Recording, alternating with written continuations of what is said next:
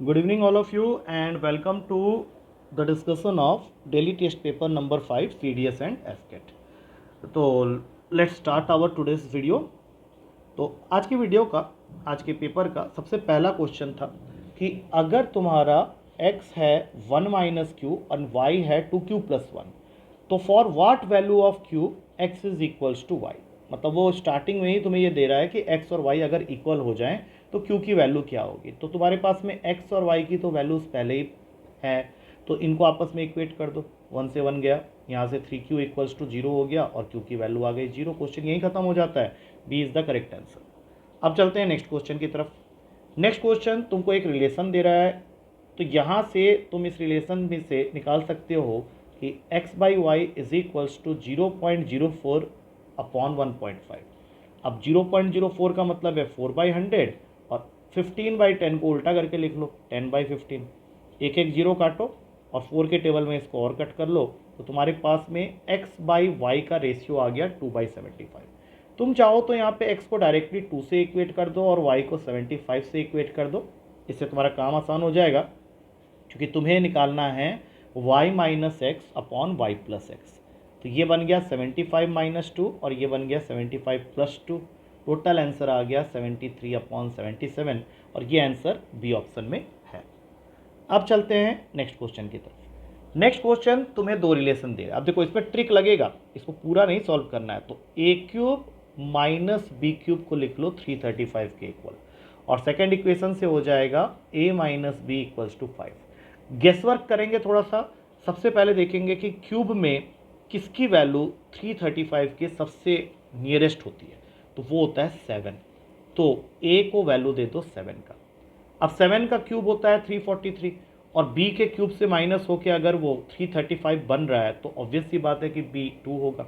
तो ए 7 और बी 2 मैंने गेस वर्क किया है बाय सीइंग द वैल्यू 335। और साथ ही साथ ये भी देखो कि अगर मैं ए और बी को 7 और 2 रेस्पेक्टिवली ले रहा हूँ तो मेरा ये इक्वेशन भी सेटिस्फाई हो जा रहा है। तो बिना किसी स्टेप के सिर्फ क्यूब्स याद करके मैं ये क्वेश्चन को कर सकता हूँ, क्योंकि अब हमें सिर्फ इसमें a प्लस बी निकालना है, जो कि 7 प्लस 2 9 हो जाएगा, और वो भी ऑप्शन में है। I hope this method will always help you in exam.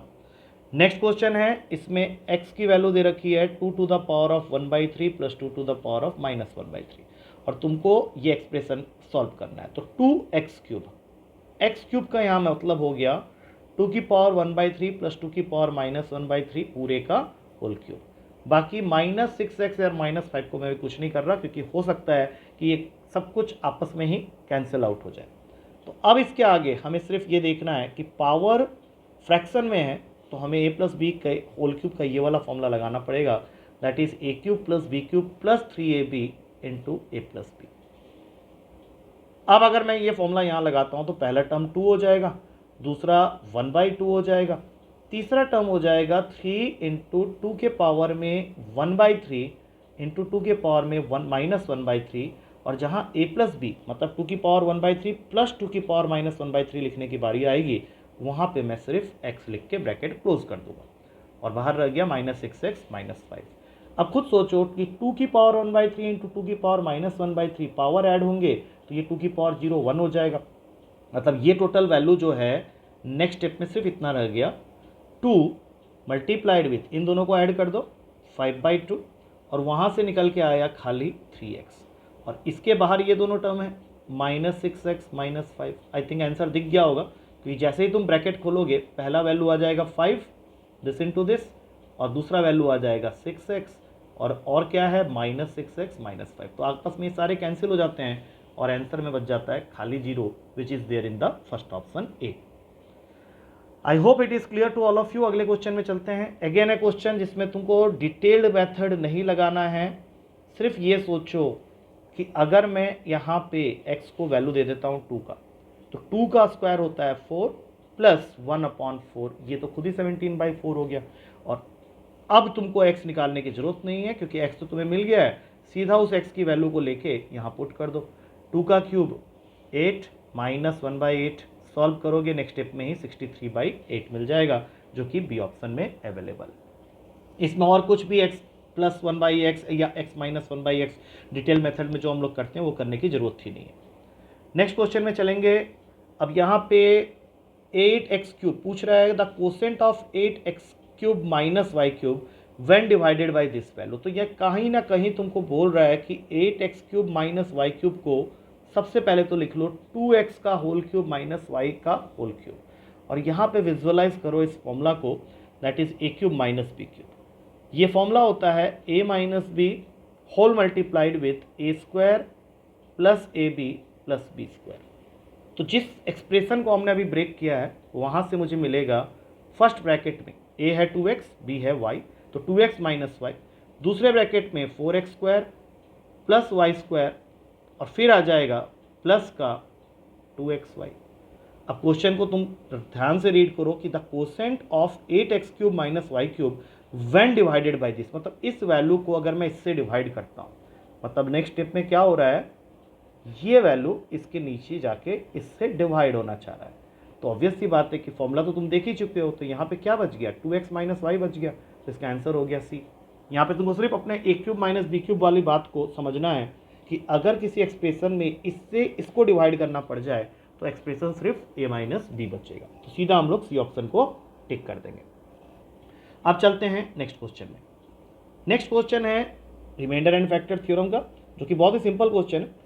तुमको इस पॉलिनोमियल को डिवाइड करना है x+1 से। तो इसका मैंने तुम लोग को बताया हुआ है कि जब भी किसी पॉलिनोमियल को दूसरे पॉलिनोमियल से डिवाइड करना होता है तो दूसरे पॉलिनोमियल को 0 के इक्वल करके वहाँ से हम लोग x की वैल्यू निकाल लेते हैं। जैसे यहाँ पे x+1 को 0 के इक्वल किया, x की वैल्यू आ गई -1। अब इसको उठा के मेन पॉलिनोमियल में पुट कर दो, तो ये हो जाएगा 3 इंटू -1 का whole cube plus k into -1 का होल स्क्वायर प्लस 5 इंटू -1 -6, और ये वैल्यू एक रिमाइंडर दे रहा है विच इज इक्वल्स टू -7। अब यहाँ से तुम अपना k सॉल्व कर सकते हो। अब देखो -1 का क्यूब माइनस देगा तो -3, -1 का स्क्वायर प्लस देगा तो प्लस k, फिर आ गया -5 -6 इज इक्वल्स टू -7, तो k -14 इक्वल्स टू -7, तो k की वैल्यू नेक्स्ट स्टेप में हो जाएगी 7, जो कि डी ऑप्शन में अवेलेबल है। I hope it is the easiest one. अगला क्वेश्चन देखते हैं। तुम्हारे पास दो पॉलिनोमियल है, एक का डिग्री है 3 और एक का डिग्री है 4, मतलब दो पॉलिनोमियल है, एक है fx जिसकी डिग्री दी हुई है 3। अब डिग्री क्या होता है, that is the power of the highest order derivative term, और gx 4 डिग्री के साथ में है।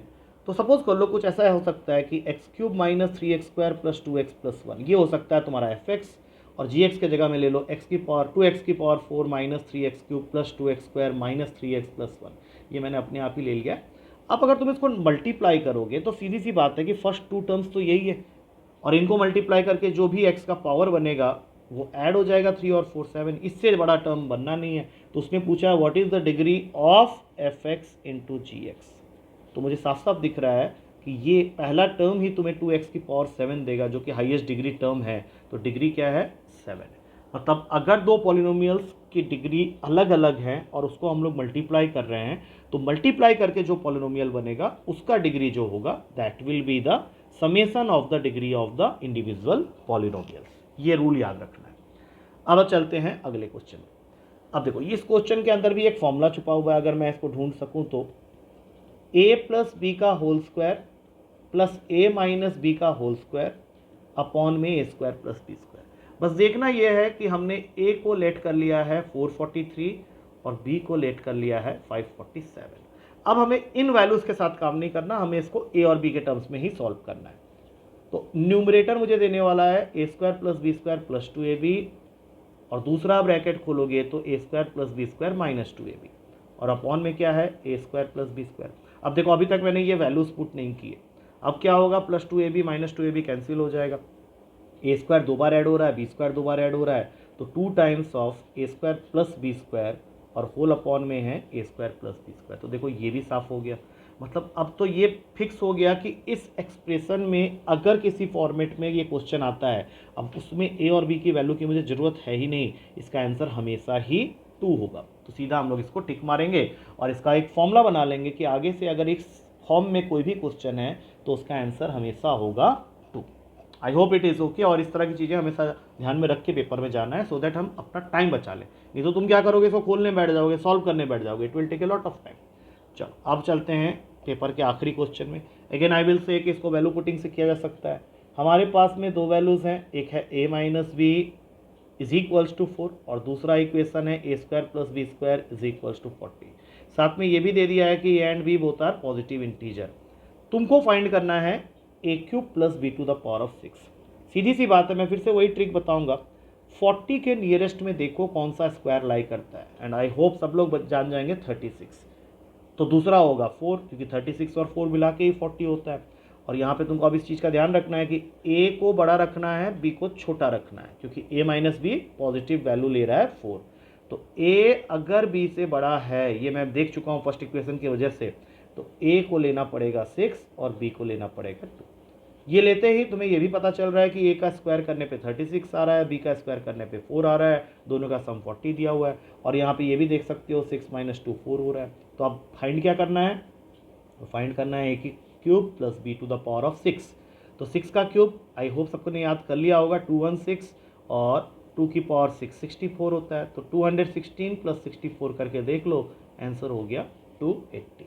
B is the correct answer.